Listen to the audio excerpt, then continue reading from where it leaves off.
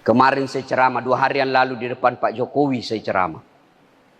Bapak Presiden, di depan pintu surga, seluruh penghuni surga sudah mau masuk surga. Begitu mau dibuka pintu ternyata macet kuncinya Pak. Masuk lagi, tidak mau terbuka pintu. Tiba-tiba malaikat berkata, adakah yang bisa memperbaiki kunci? Maju orang pertama. Saya bisa malaikat. Siapa namamu? Momoto. Dari mana? Dari Jepang. Saya bisa memperbaiki ini, tapi biayanya 3 juta. Untuk apa 3 juta? 2 juta pergantian spare part barang. Pergantian barang yang rusak, 1 juta biaya kerja. Oke. Maju orang kedua. Saya lebih bisa. Siapa namamu? George dari Amerika. Tapi saya bisa memperbaiki lebih baik dari tadi. Tapi biayanya agak mahal. 5 juta rupiah. Kata malaikat, kenapa bisa lebih mahal?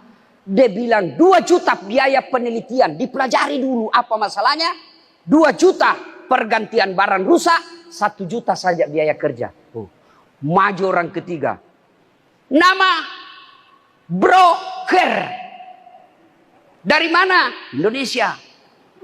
Saya bisa lebih baik dari Jepang dan Amerika. Cuma biayanya agak lebih mahal. Berapa kau minta? 15 juta. Wih, kaget semua orang. Kenapa bisa lebih mahal? Dia dekati malaikat. Jangan ribut malaikat. 15 juta itu 5 juta untuk kamu. 5 juta untuk saya. 5 juta kasih orang Jepang dia kerja. Dia masih untung kalau dikasih 5 juta. Oh marah malaikat. Kau kira ini negaramu, tendang masuk neraka. Langsung tak lempar. Ini yang rusak negara kita. Ya. Silahkan jadi pedagang. Cari nafkah apa saja. Tapi yang halal. Sahabat Nabi itu dulu Nabi dan para sahabat. Kalau ada ceramah. Langsung dekat-dekat semua. Masapa iwere. Masapa baraka. Begitu mulai berdiri Nabi, pada dekat. Kalau di sini saya lihat, Assalamualaikum warahmatullahi wabarakatuh. Pada jauh. Ciri-cirinya itu yang dekat-dekat dinding, itu sudah tua kasihan. Bukan karena godaan setan, sudah tua. Jadi wajar kalau dia jauh-jauh cari-cari panyandar-panyandar. Ciri-ciri sudah tua kasihan itu. Bukan zamannya setan, tapi mencari duduk yang nyaman. Ibu bapak, saudara-saudara sekalian. Suatu kali Nabi menuju ke perjalanan. Suatu tempat. Jadi kira-kira dari sini ya sampai ke depan pasar. Kira-kira seperti itulah. Ketika Nabi ke sana, Nabi melewati pemakaman. Tapi bukan pemakaman Covid. Ya. Pemakaman biasa. Waktu Nabi lewat di kuburan itu, kompleks pemakaman, Nabi bersabda, "Ma peri-peri kok. Langkahkan kakimu dengan cepat." Langsung sahabat begini semua. Sampai Nabi di tujuan. Setelah sampai di tujuan, Nabi pulang lagi. Lisusi. Kembali lagi. Rute yang sama. Melewati pemakaman. Begitu lewat pemakaman, seluruh sahabat kasih cepat lagi langkahnya. Nabi bilang, "Tidak usah, santai saja. Tidak usah buru-buru. Tidak usah buru-buru. Biasa saja jalanmu." Bertanya sahabat, "Ya Rasulullah, tadi waktu pergi kami diperintah cepat-cepat. Sekarang tidak. Ada apa ya Rasul?" Nabi bersabda, "Andai saja kau diberi telinga seperti yang saya dengar, kau dengar ini orang disiksa di kuburnya. Ini orang dalam kubur disiksa. Tadi waktu pergi, saya tidak tega dan tidak tahan mendengar dia lama disiksa. Maka saya mau cepat jauh supaya saya tidak dengar dia disiksa. Icalai yonna iye, icalai. Dena lemuknya waku mangkalingai. Tidak betah saya dengar dia disiksa. Maka saya buru-buru cepat supaya saya tidak dengar. Disiksa ini dalam kubur. Pulang tidak lagi. Ibaratnya tadi waktu pergi didengar ditumbuk kepalanya. Nabi kasihan. Pulang tidak ada lagi tumbuk-tumbuk. Lalu sahabat berkata, "Kenapa ya Rasul?" Tadi Allah perintahkan kepada malaikat. "Hei malaikat, sudah mi, jangan lagi kau siksa dia. Hentikan siksaanmu. Kenapa?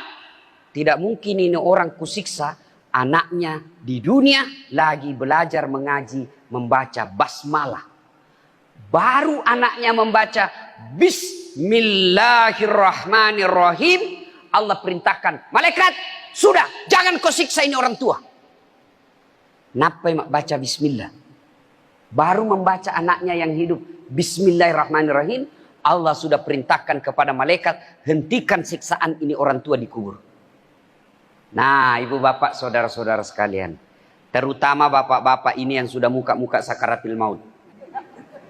Karena itu kalau sholat subuh, pensiun-pensiun yang banyak, Pak. Ini saya lihat juga ini. Sudah pada putih rambut, mulai batok-batok. Bapak-bapak, mau bayangkan bagaimana nanti dikubur? Mau bayangkan bagaimana nanti nasibnya bapak dikubur? Lihat anak sekarang. Kalau subuh seperti ini, ada anak datang ke masjid, bapak sudah tenang deh. Tenang, Pak. Tapi bapak sudah makin tua, makin sakit-sakit, makin jalan makin susah. Anakmu tidak pernah kau dapati di masjid. Rumahnya memang mewah, pintu-pintunya berlapis emas, proyeknya miliar-miliar, tapi kau tidak pernah mendapatinya dalam masjid berjamaah. Tidak pernah kau dapatinya sholat subuh, tidak pernah kau dapatinya ngaji. Demi Allah, siap-siap kau sengsara nanti di kuburmu. Tapi kan ada amalku, Ustadz. Ada pahalaku, Ustadz. Berapa lama bisa bertahan itu pahalamu? Akan habis. Berapa lama kita bisa tahan pahala yang kita buat? Saya sholat, Ustadz. Tapi tidak bisa tambah lagi ketika kita sudah dikubur. Saya puasa Senin Kamis, Ustadz. Tapi tidak bisa lagi tambah ketika kau sudah dikubur.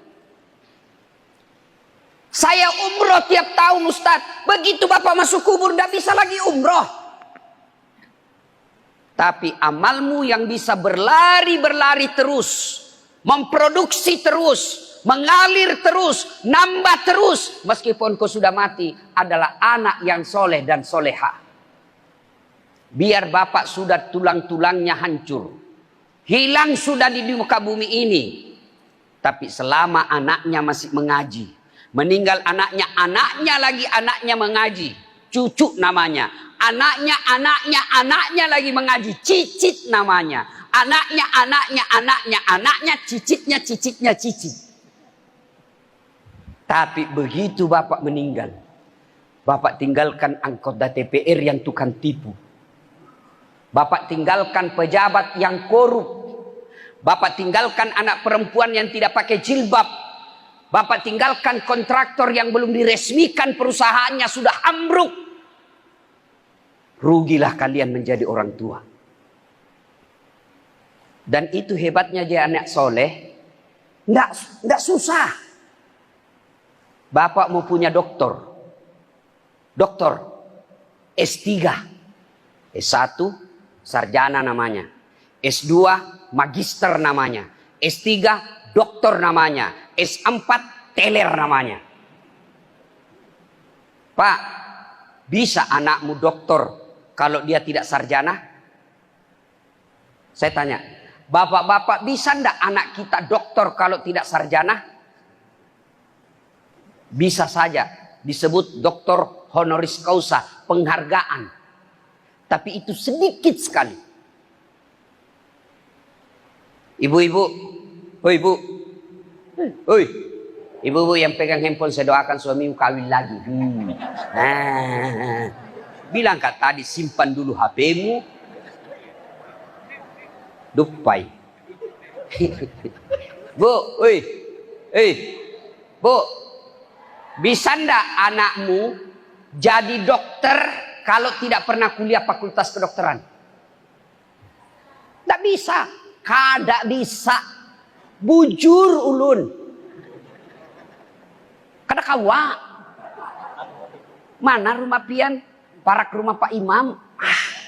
Saya suka bener itu orang Banjar kalau bicara. Mendayu-dayu. Beda orang Bugis. Kayak aku. Beda tuh orang Bugis itu. Kada manahan balaki Bugis. Dipadahi kada metepe. Bapak saudara-saudara sekalian. Ayo. Bisa ndak bapak ibu punya anak bupati kalau sedikit yang pilih di wali kota sini? Bisa ndak jadi pejabat anak kita jadi bupati kalau dia tidak ikut pilkada? Bisa? Tolong jawab ini bapak-bapak. Bisa ndak anak kita jadi bupati kalau dia tidak ikut pilkada? Bisa saja. Itu sedikit tiba-tiba meninggal. PJ namanya, pejabat. Tapi mau jadi bupati sulit. Mau jadi dokter ada syaratnya berat. Mau jadi dokter S3 berat lagi. Tidak semua orang bisa. Tapi anak jadi soleh, soleha. Bisa ndak anak kita soleh dan soleha tidak dokter? Bisa ndak? Bisa. Bisa ndak anak kita jadi soleh dan soleha tanpa harus pilkada? Bisa. Bisa ndak anak kita soleh dan soleha padahal orang tuanya miskin? Bisa. Jadi soleh dan soleha anak kita tidak susah, tidak perlu biaya mahal, tidak perlu wajib pilkada, tidak harus sekolah tinggi-tinggi. Cukup ajarkan agama. Belajar agama tidak perlu ke luar negeri. Belajar agama tidak harus ke Jakarta. Enggak. Sini. Sudah ini belajar agama. Belajar agama tidak harus di pesantren. Siapa bilang wajib di pesantren anak-anak baru belajar agama? Enggak. Saya enggak pernah pesantren. Enggak pernah pondok. Bisa jadi ustadz. Dan bukan takabur. Alhamdulillah sekarang di Indonesia penceramah yang paling banyak penontonnya Dasat Latif.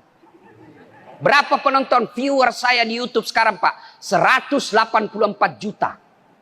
Sudah lebih penduduk Indonesia sedekahnya. Dan tidak pernah mondok. Bagaimana caranya bisa Ustaz? Didik anakmu. Didik anak. Mendidik anak sudah diajarkan. Ini nih, pian-pian sabar rataan. Hah? Dia bilang orang, Ustadz bagaimana Ustadz bisa mau cepat bahasa pandai belajar bapender Banjar? Gampang, cari istri orang Banjar, cepat sudah itu. Kada wani. Apalagi kalau istri pertama mau Bugis, gerek kok. Dia bilang coba kutikam kok. Nah, mendidik anak. Kata Nabi, telutu kewajibanna tomatoilo riana nih. 3 kewajiban orang tua kepada anak. Artinya apa? Dosa pian-pian semua kalau kada memberinya. 3. Apa itu? 1. Lahir anakmu kasih nama yang baik. Maka begitu lahir anak, telepon ulama, telepon ustadz. Ustadz, saya lahiran, tolong kasih nama anak saya Ustadz. Kalau bisa jangan ke SMS, jangan ke WhatsApp, telepon sebagai kemuliaannya itu ulama. Ini kamu SMS. Sudah SMS saya lagi kau suruh bayar. Ada juga itu SMS saya Pak. Nomor ini gagal mengirim pesan. Jika Anda setuju membayar Rp460 ketik yes. Kau sudah mau dikasih nama kita lagi kau suruh bayar. Seke. Ya, telepon lebih bagus kalau kau sekampung datangi itu ulama. Bukan kau muliakan Dasat Latifnya, tapi kau memuliakan ulamamu. Dan itu ajaran agama. Jangan kalau pejabat kau datangi, kau cium tangannya padahal baru tanda tangan korupsi. Tukang tipu, pembohong, kau muliakan, datang di rumah. Iya Pak, beleng-beleng. Ustadz, guru, ada anak saya nih lahiran. Monggo, kasih nama Ustadz. Saya mau dia penghafal Quran. Apa nama? Perempuan. Kasihlah nama Hafizah. Karena begitu dipanggil Hafizah, artinya wahai penghafal Quran. Semua yang panggil, dia doakan anakmu jadi penghafal Quran. Kasih nama yang baik. Jangan nama yang baik nama artis. Apa nama artis itu? Kasih nama-nama ulama. Nah, saya kasih kau nama Khalid. Itu ada sahabat Nabi dulu. Panglima perangnya Umar bin Khattab. Menyebarkan Islam gagah perkasa. Tidak ada satu jengkal pun badannya yang tidak ada bekas perang. Bekas-bekas parang, bekas tombak, bekas panah, penuh badannya. Karena apa? Menyebarkan Islam. Saya mau kau seperti itu nak. Khalid bin Walid. Akhir perempuan. Nak, saya mau kasih kau nama Sumayyah. Siapa Sumayyah? Inilah umat Islam pertama yang mati syahid. Orang Islam pertama yang mati mempertahankan kemuliaan Muhammad sallallahu alaihi wasallam. Disuruh menghina Muhammad tapi diludahi mukanya Abu Jahal. Marah Abu Jahal, dia tombak, meninggal dia Pak, diikat.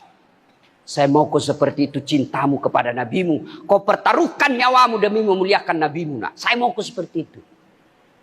Lahir anaknya, nak saya kasih kau nama Lionel Messi. Saya mau kau jago main bola seperti Lionel Messi. Lionel Messi baru PC.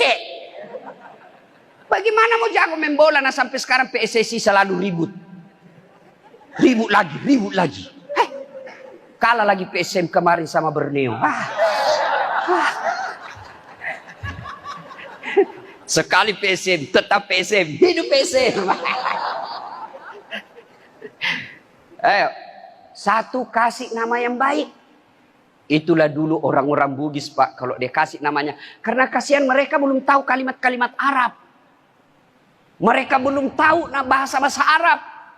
Maka mereka memberikan nama-namanya anaknya yang ada marwah di dalamnya. Ada harapan besar di dalamnya. Kasih nama, nak, namamu siapa? Latan Ritetah. Apa itu artinya? Tidak ada yang berani sama kamu. Nah, saya kasih kau nama Latan Risau. Apa artinya? Tidak terkalahkan. Orang Bugis. Ada juga Ambo-Ambo. Ambo Dale. Murah rezekinya. Ambo Upe. Selalu beruntung. Ambo Saka. Tidak pernah lolos pilkada. Itu orang Bugis kalau banyak anaknya lahir meninggal lagi. Hidup satu. Maka dia kasih namanya Ambo Saka. Enggak? Atau biasa juga ambot tuo. Ada juga ambot tang yang banyak di bengkel. Ambot tang. Kalau dia suka jual perhiasan, ambot intang. Macam-macam. Itu harapan, doa. Orang Jawa juga begitu. Saya tidak bisa jelaskan nama-nama Jawa, tapi begitu juga pasti. Joko Widodo, Susilo Bambang Yudhoyono. Nah, banyak O-nya kalau orang-orang Jawa. Itu pasti ada harapan di dalamnya. Nah, kasih nama yang baik. Yang kedua, setelah kasih nama yang baik, beri makan. Pandai. Tapi ingat ketika memberi makan anak, halalan, thayyiban, wasi'an. Cari nafkah. Allah tidak larang kau jadi pedagang. Tapi jadi pedagang yang jujur. Jangan kau tipu pembelimu. Datanglah orang kasihan dari Berau ke Samarinda belanja. Begitu sampai di Samarinda, berjam-jam dia jalan dari Berau naik mobil. Seharian macet lagi dengan harapan membeli barang yang bagus di kota Samarinda. Dia tidak beli di Berau padahal dijual, tapi dia lebih yakin barang di Samarinda lebih baik. Ketemu pedagang tukang tipu. Bagus ini, bujur, asli, bujur. Demi Allah. Padahal palsu. Sampai kasihan di Berau. Baru 2 bulan dia pakai. Hancur padahal itu uang penderitaannya dibelikan. Ternyata kau tipu. Bagaimana anakmu mau halal? Kenapa? Kau kasih makan anakmu uang haram. Maka anakmu keras hatinya. Kau tipu orang ketika kau berdagang. Allah tidak larang kau jadi kontraktor. Tapi jangan kau menipu proyek. Allah tidak larang kau jadi calo. Tapi jangan menipu orang. Pernah dengar ini? Baru-baru ada kisah ini. Kemarin saya ceramah. 2 hari yang lalu di depan Pak Jokowi saya ceramah. Bapak Presiden. Di depan pintu surga. Seluruh penghuni surga sudah mau masuk surga. Begitu mau dibuka pintu ternyata macet kuncinya Pak. Masuk lagi. Tidak mau terbuka pintu. Tiba-tiba malaikat berkata, adakah yang bisa memperbaiki kunci? Maju orang pertama. Saya bisa, malaikat. Siapa namamu? Momoto. Dari mana? Dari Jepang. Saya bisa memperbaiki ini, tapi biayanya 3 juta. Untuk apa 3 juta? 2 juta pergantian spare part barang. Pergantian barang yang rusak, 1 juta biaya kerja. Oke. Maju orang kedua. Saya lebih bisa. Siapa namamu? George dari Amerika. Tapi saya bisa memperbaiki lebih baik dari tadi. Tapi biayanya agak mahal. 5 juta rupiah. Kata malaikat, kenapa bisa lebih mahal? Dia bilang 2 juta biaya penelitian. Dipelajari dulu apa masalahnya. 2 juta pergantian barang rusak. 1 juta saja biaya kerja. Maju orang ketiga. Nama broker. Dari mana? Indonesia. Saya bisa lebih baik dari Jepang dan Amerika. Cuma biayanya agak lebih mahal. Berapa kau minta? 15 juta. Wih, kaget semua orang. Kenapa bisa lebih mahal? Dia dekati malaikat. Jangan ribut malaikat. 15 juta itu 5 juta untuk kamu. 5 juta untuk saya. 5 juta kasih orang Jepang dia kerja. Dia masih untung kalau dikasih 5 juta. Oh, marah malaikat. Kau kira ini negaramu, tendang masuk neraka. Langsung tak lempar. Ini yang rusak negara kita. Ya. Silahkan jadi pedagang. Cari nafkah apa saja. Tapi yang halal. Kenapa ya anak saya itu begal sekali, Ustaz? Susah dinasehati. Lain dikata, lain dia lakukan. Terlalu sering kau kasih makan uang haram anak. Yang ketiga, kata Nabi, cara kewajiban orang tua kepada anaknya, mendidiknya. Didik anak, boleh kau baca buku riset dari Amerika. Boleh kau baca hasil penelitian dari Eropa. Boleh. Tapi keliru mendidik anak tidak membuka Quran. Buka Quran.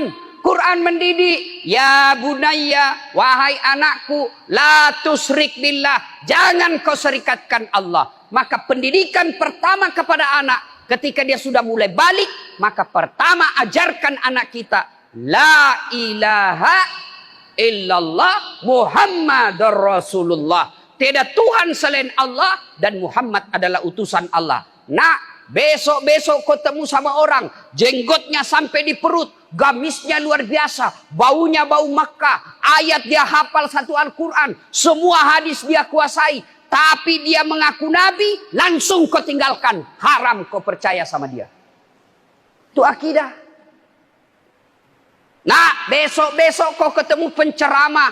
Dia hebat dakwanya, hebat ceramahnya. Tapi dia mengatakan ada Tuhan selain Allah. Semua agama sama di muka bumi ini. Nasrani, Kristen, Katolik, Yahudi sama saja di hadapan Allah. Tinggalkan kajian itu. Bagi kita orang Islam, la ilaha illallah, tiada Tuhan selain Allah. Allah adalah Tuhannya Islam.